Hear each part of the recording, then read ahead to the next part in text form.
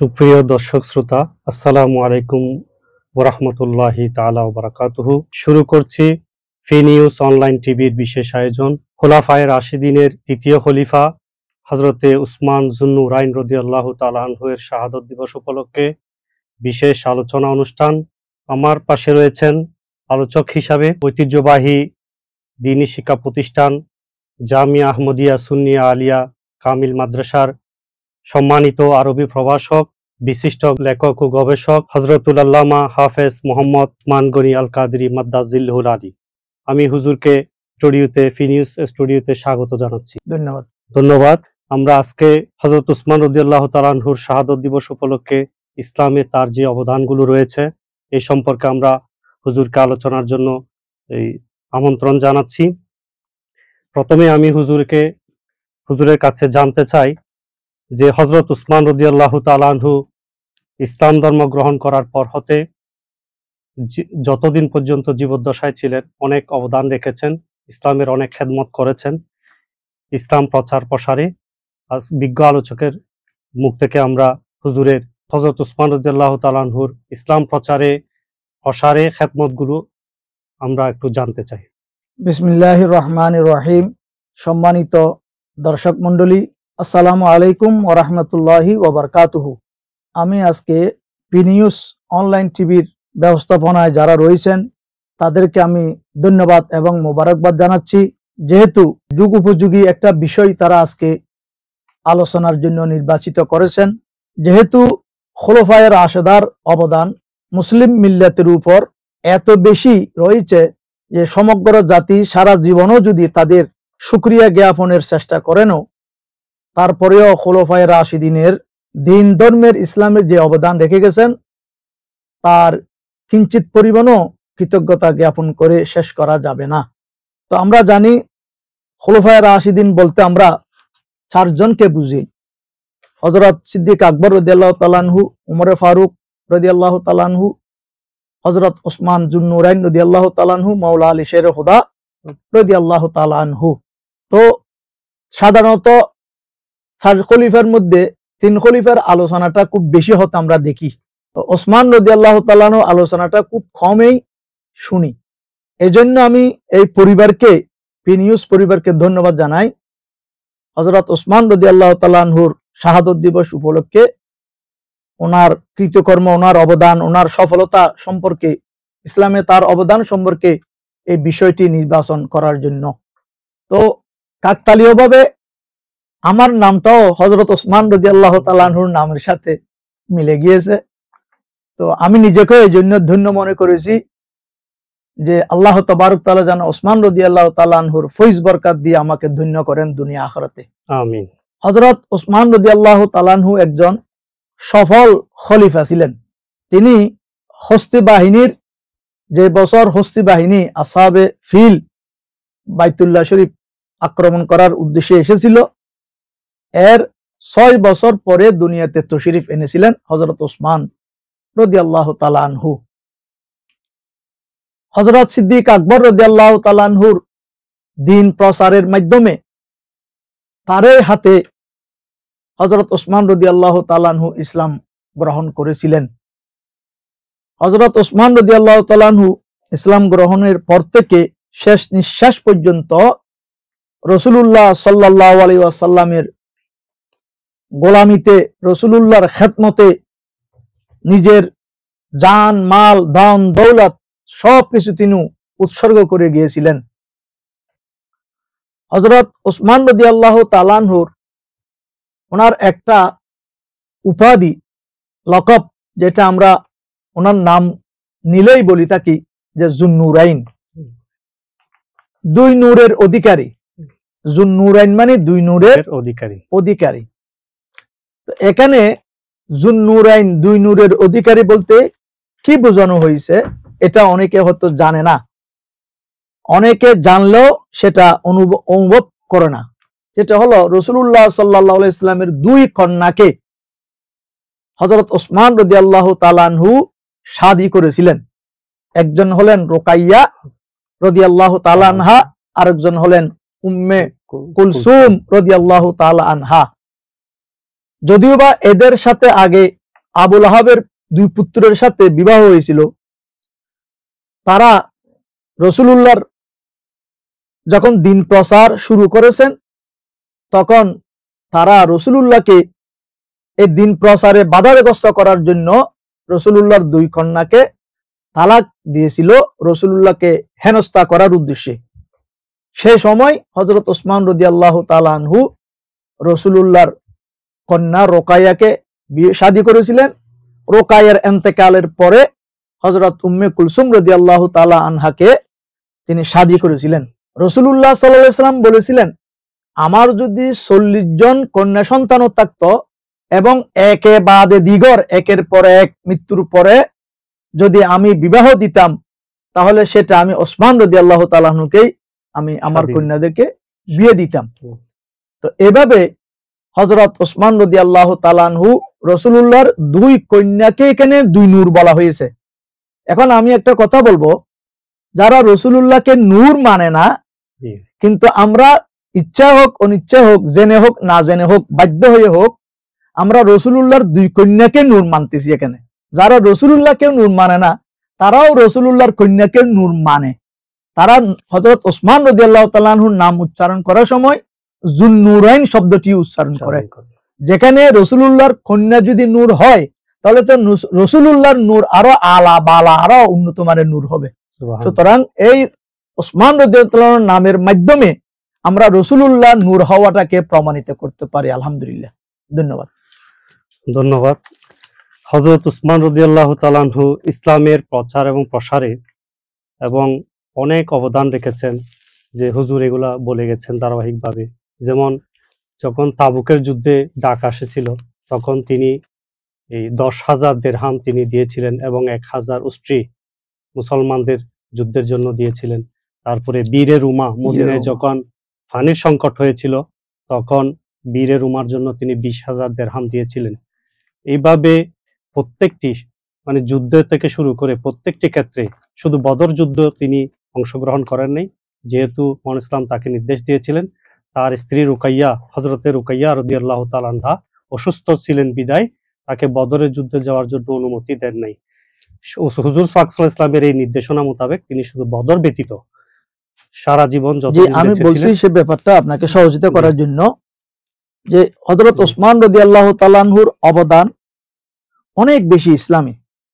কারণ 4 খলিফার মধ্যে সবচেয়ে বেশি সময় খেলাফতের দায়িত্ব পালন করেছিলেন হযরত উমর।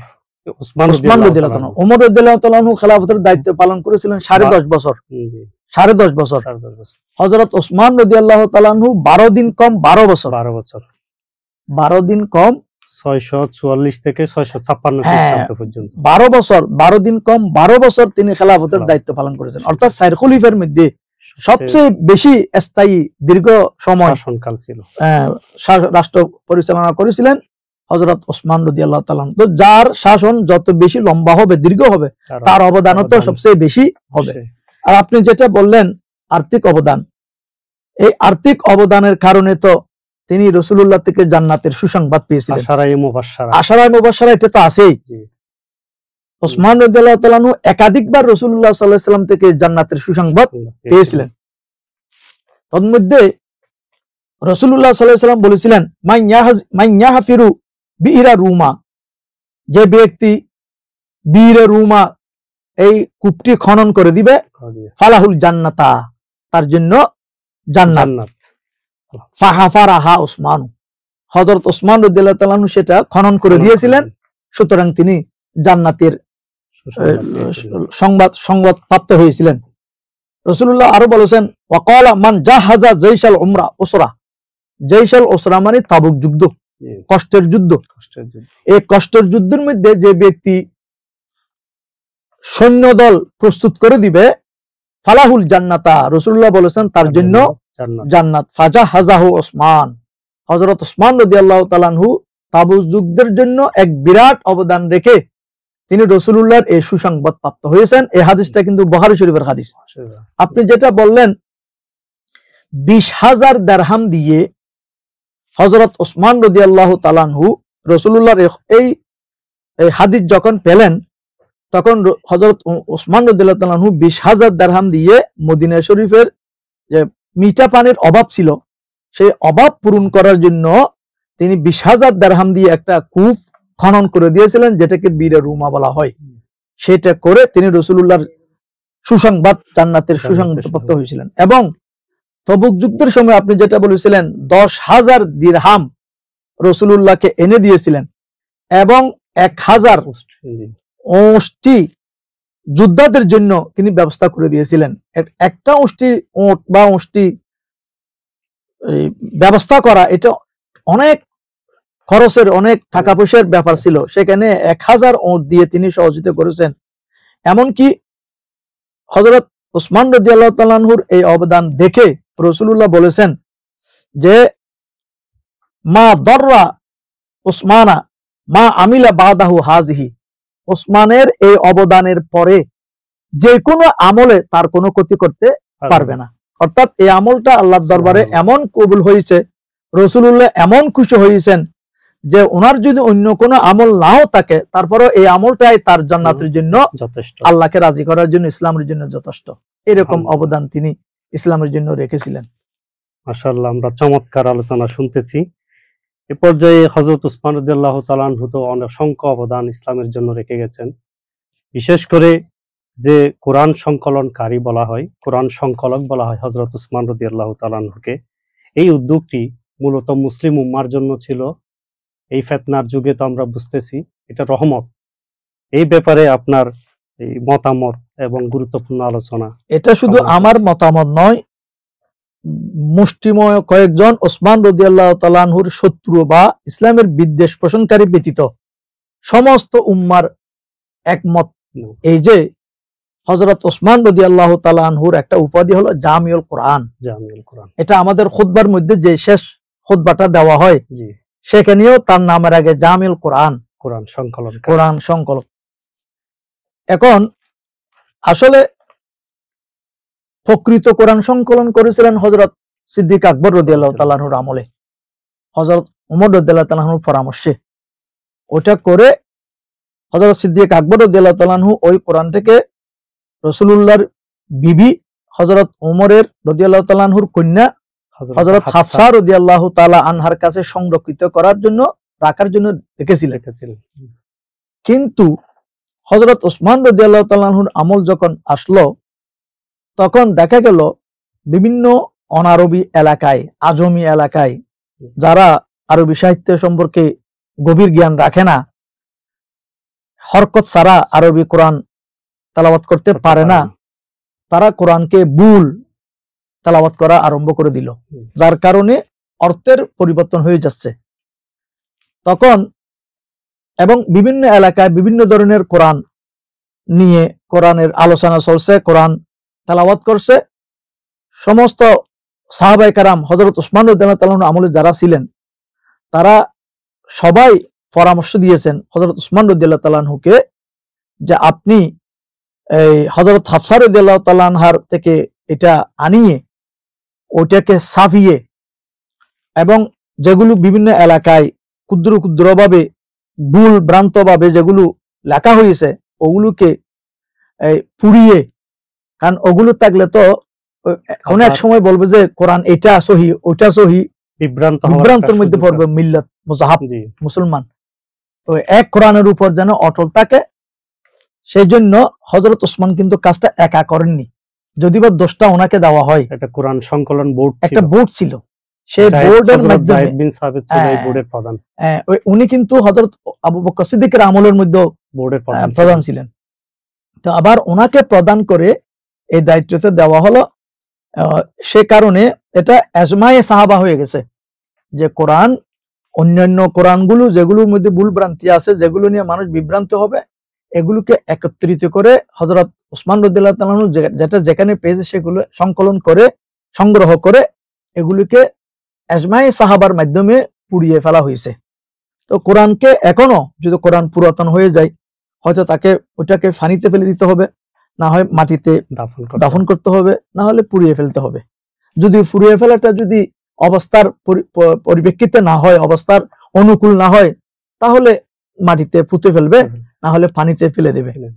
সুতরাং এটা হযরত ওসমান রাদিয়াল্লাহু তাআলা আনহুকে এটার ব্যাপারে যে অভিযুক্ত করা, এটা একটা ভুল, এটা একটা ওনার বিরুদ্ধে একটা অপবাদ ছাড়া আর কিছুই নয়। কোরআন শরীফ যে দগ্ধীকরণ ওনার বিরুদ্ধে যে অভিযোগ, এটা আদৌ কোনো এটা একটা ভুল, এটা সম্পূর্ণ ভুল। এটা ইজমায়ে সাহাবার মাধ্যমে হয়েছে।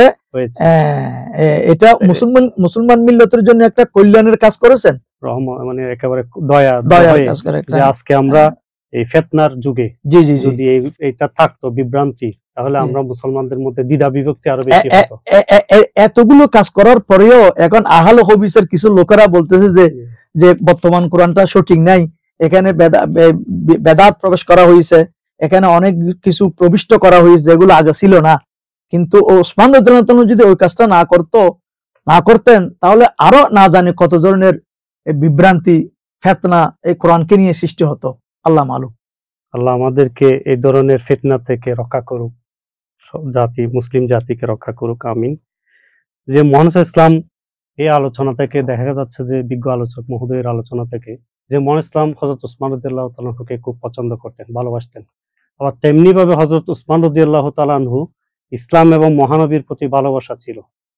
এই যে তাদের পারস্পরিক ভালোবাসা ইসলামের জন্য কল্যাণ করছিল। অবশ্যই এটা ব্যাপারে একটু এটা আমি দুইটা উদাহরণ দেব। একটা হলো, অনেকে বলে যে হযরত ওসমান রাদিয়াল্লাহু তাআলা আনহু বদর যুদ্ধে উপস্থিত ছিলেন না। এটা আপনি একটু বলেছিলেন। হযরত ওসমান রাদিয়াল্লাহু তাআলা আনহু বদর যুদ্ধের সময় হযরত ওসমান রাদিয়াল্লাহু তাআলা আনহুর জৌজা রাসূলুল্লাহ সাল্লাল্লাহু আলাইহি ওয়াসাল্লামের কন্যা রুকাইয়া রাদিয়াল্লাহু তাআলা আনহা অসুস্থ ছিলেন। তো রাসূলুল্লাহ হযরত ওসমানকে নির্দেশ দিয়েছেন, তুমি বদর যুদ্ধে যেও না, বরং তোমার স্ত্রীকে, আমার কন্যাকে তুমি সেবা করো। কারণ রাসূলুল্লাহ জানতেন যে এই সময় ওনার কন্যা ইন্তেকাল করবেন। এখন স্বামী যদি না থাকে, তাকে দাফন কাফন কে করবে? সেই জন্য রাসূলুল্লাহ রুকাইয়া রাদিয়াল্লাহু তাআলা আনহার সেবা করার জন্য হযরত ওসমানকে বদর যুদ্ধে যেতে অনুমতি দেননি। তবে বদর যুদ্ধের ফজিলতের মধ্যে হযরত ওসমান রাদিয়াল্লাহু তাআলা আনহুকে রাসূলুল্লাহ শামিল করেছিলেন। রাসূলুল্লাহ বলেছেন যে ওসমানের জন্য রাসূলুল্লাহ বদর যুদ্ধের অংশগ্রহণকারীদের যে পরিমাণ গনিমত পেয়েছিল, অন্যান্য মুজাহিদরা রাসূলুল্লাহ সম পরিমাণ গনিমত হযরত ওসমান রাদিয়াল্লাহু তাআলা আনহুকে দিয়েছিলেন। এটা হলো তো গনিমত।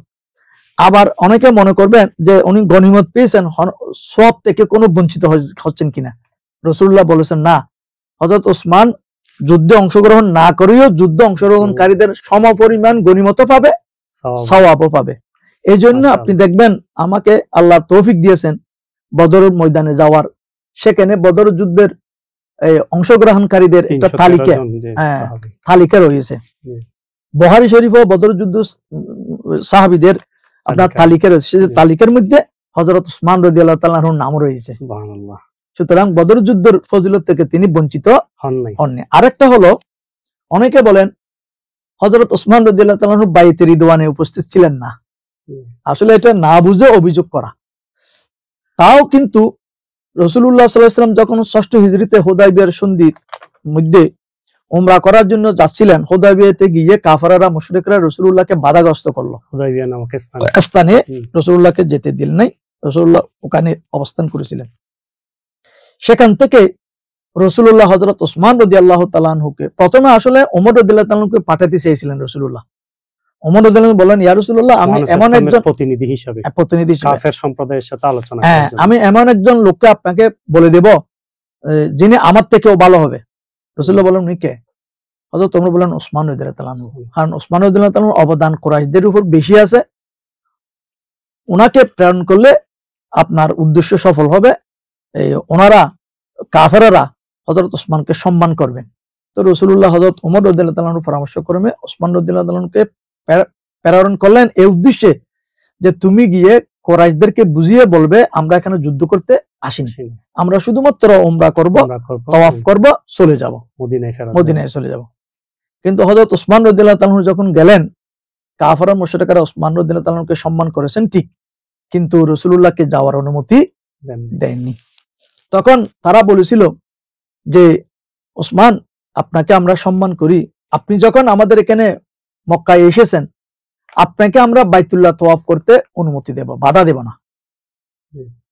সে যুগের মধ্যে বাইতুল্লাহ তওয়াফ করতে পারাটা একটা শরাফত, সম্মান, মর্যাদার বিষয় ছিল। আর এই মক্কার ওসমান রাদিয়াল্লাহু তাআলা আনহু সহ ওনারা যখন হিজরত করার পরে অনেকদিন পর্যন্ত বাইতুল্লাহ তওয়াফ করার সুযোগ পাননি। এত বড় একটা সুযোগ পাওয়ার পরেও হযরত ওসমান রাদিয়াল্লাহু তাআলা বললেন, না, রাসূলুল্লাহ তো আমাকে বাইতুল্লাহ তওয়াফ করার অনুমতি দেননি। রাসূলুল্লাহর অনুমতি ছাড়া তওয়াফ করলে এটা তওয়াফ হবে না। এর থেকে আমরা শিক্ষা গ্রহণ করতে পারি, রাসূলুল্লাহর অনুমতি এবং অনুসরণের মাধ্যমে যে কাজ করা হবে সেটা হবে ইবাদত। আর রাসূলুল্লাহর অনুমতি বা অনুসরণ ব্যতিরেকে বাইতুল্লাহর মতো খোদার ঘরের তওয়াফ করলেও সেটা ওসমান রাদিয়াল্লাহু তাআলা শিক্ষা দিয়ে গেছেন, সেটা ইবাদত হবে না, এটা রাসূলুল্লাহর নাফরমানি হবে। সুতরাং ইনি বাইতুল্লাহ তওয়াফ করেননি। সেক্ষেত্রে একটা গুজব রটে গেল যে হযরত ওসমান রাদিয়াল্লাহু তাআলাকে তারা বন্দী করেছে অথবা হত্যা করেছে। তখন রাসূলুল্লাহ সাল্লাল্লাহু আলাইহি ওয়াসাল্লাম একটা বৃক্ষের নিচে 1400 সাহাবীকে একত্রিত করে সেখানে বায়াত নিয়েছিলেন, যেটাকে কোরআনের ভাষায় বায়াতে রিদওয়ান বলা হয়। কোরআনের মধ্যে এই বায়াতে রিদওয়ানের উপর আল্লাহর সন্তুষ্টির সম্পর্কিত আয়াত নাজিল হয়েছে। লাকাদ রাদিয়াল্লাহু আলাল মুমিনিনা ইয ইউবাইয়ুনাকা, এভাবে আয়াত আছে। তো সবাই রাসূলুল্লাহর হাতের উপর বাইত কর, হাতের উপর হাত রেখে বাইত হচ্ছেন। এখন রাসূলুল্লাহ বলেন, এই বাম হাতটা আমার, এই ডান হাতটা হলো ওসমান রাদিয়াল্লাহু তাআলা আনহুর, আমি ওসমানের পক্ষ হতে বায়াত গ্রহণ করতেছি। এর দ্বারাই সমস্ত উলামায়ে কেরাম কথা বলেছেন যে ওসমান রাদিয়াল্লাহু তাআলা আনহুর ফজিলত এখানে আরো বেড়ে গেছে, কারণ ওসমানের হাত থেকে রাসূলুল্লাহর হাত উত্তম। ওসমানের পক্ষ থেকে রাসূলুল্লাহর উত্তম হাত মুবারক দ্বারাই বাইত হয়েছেন। সুতরাং এর দ্বারাই ওসমান রাদিয়াল্লাহু তাআলার ফজিলত কমেনি, বরং ওসমান রাদিয়াল্লাহু তাআলার ফজিলত আরো বৃদ্ধি পেয়েছে। সুতরাং এ ধরনের অভিযোগ ওসমান রাদিয়াল্লাহু তাআলার বিপক্ষে, এগুলো ভুল ধারণার ক্ষেত্রে অথবা বিদ্বেষমূলক ভাবে এগুলো করা হচ্ছে, এগুলো সম্পূর্ণ ভুল। বরং এগুলোর দ্বারাই হযরত ওসমান রাদিয়াল্লাহু তাআলার ফজাইল আরো বৃদ্ধি পেয়েছে।